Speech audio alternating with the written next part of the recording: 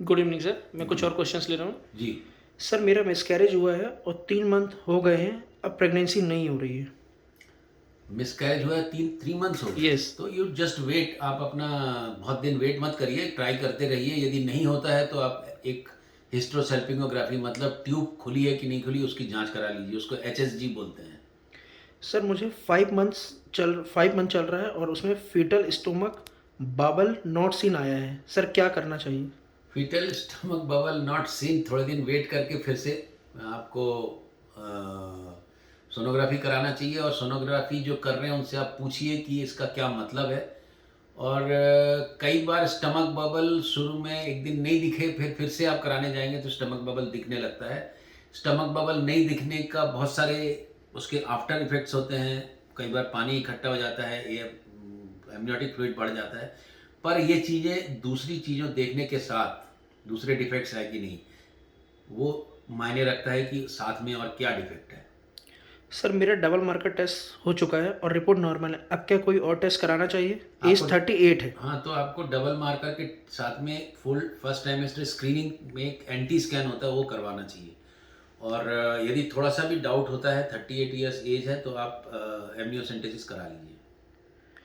Sir I got pregnancy through IVF in third attempt. मेरे twins हैं और as 33 है। मुझे क्या करना चाहिए आगे के लिए? आई गिव यू कॉन्ग्रेचुलेशंस कि आपका ट्विंस है। आप वैसे ट्विंस एक हाई रिस्क प्रेगनेंसी होती है, और आप अपने गायनिक का बिल्कुल फॉलो करें जो आपको देख रहे हैं, ताकि आपकी प्रेगनेंसी जहाँ तक हो सके फुल टर्म तक जाए। सर एक बच्चे को थैलेसीमिया है, अब सेकंड प्रेगनेंसी है, तो कौन सा टेस्ट कराना चाहिए? आपके प्रेगनेंसी है, आपका पहले थैलेसीमिया है। थैलेसीमिया का test mostly HPLC blood test से होता है, बट थैलेसीमिया कौन से प्रकार का है वो जेनेटिक टेस्ट से होता है। तो उस बच्चे का जेनेटिक टेस्ट होना चाहिए जो जीवित है, और उस जीन के आइडेंटिफिकेशन से कहाँ पर फॉल्ट है। आपके प्रेजेंट गर्भ का प्रीनेटल, मतलब प्रसव पूर्व जांच कराना चाहिए। बट ये चीज़ें इतनी क्लिष्ट हैं, लोगों को समझ में नहीं आती। उनको लगता है कि थैलेसीमिया हुआ तो फिर से थैलेसीमिया होगा या नहीं होगा, वो टेंशन रहती है। पर किस प्रकार का थैलेसीमिया है वो जानना बहुत ज़रूरी है। सर मेरा फर्स्ट चाइल्ड डाउन सिंड्रोम से है, तो मुझे 100% वाला कन्फर्मेटरी टेस्ट कराना है जो आपने बताया था, उसका नाम क्या है और कब होता है? एमनियोसेंटेसिस होता है। और यदि पहले बच्चे में किसी को फैमिली में डाउन सिंड्रोम ट्राइसोमी के कारण हुआ है, तो डेफिनेटली दूसरी प्रेगनेंसी जब भी हो रही है तो उसमें 16 वीक्स में एक एमनियोसेंटेसिस करवा लें, क्योंकि रिस्क करीबन 10% करीब बढ़ जाती है। सर मेरा एंटी स्कैन बिल्कुल नॉर्मल था, बट डॉक्टर ने क्वाड्रेबल मार्कर कराया तो ट्राइसोमी 21 की रिस्क आई है। अब मैं क्या NIPT करवाऊँ?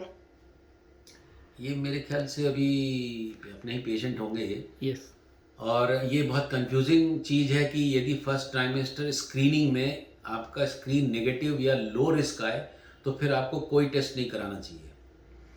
कई बार टारगेट स्कैन के साथ में यदि आप क्वाड मार्कर कराते हैं, तो आपको उस अल्ट्रासाउंड की डेटिंग और क्वाड मार्कर की डेटिंग बहुत इंपॉर्टेंट है। उसमें यदि थोड़ा सा भी हेर फेर होगा तो क्वाड मार्कर में आपका हाई रिस्क आ जाएगा, even though first trimester anti scan में आप लो रिस्क थे।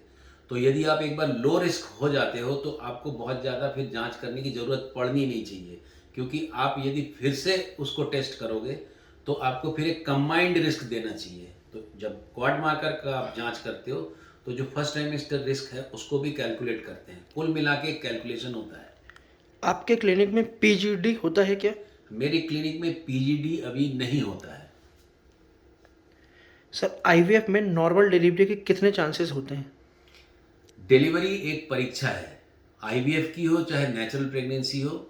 प्रेगनेंसी जब फुल टर्म होके पेट में दर्द होता है, यदि लेडी उसमें दर्द से अपना डिलीवर करती है विदाउट, बगैर कोई माँ के डैमेज, बच्चे के डैमेज और बच्चेदानी के डैमेज, तो वो नॉर्मल डिलीवरी हो सकती है। कहीं पर भी हमको यदि प्रॉब्लम लगता है तो हम सिजेरियन करते हैं। Each and every word with nice explanation, sir. Thank you so much from deepest core of my heart. I really thankful to you, and I am really thankful to people who are coming to me looking at or seeing my video channel, and I feel very indebted to almighty that मैं लोगों के पास तक पहुंच पाया इस because of this videos, and I welcome all suggestions to improve our channel.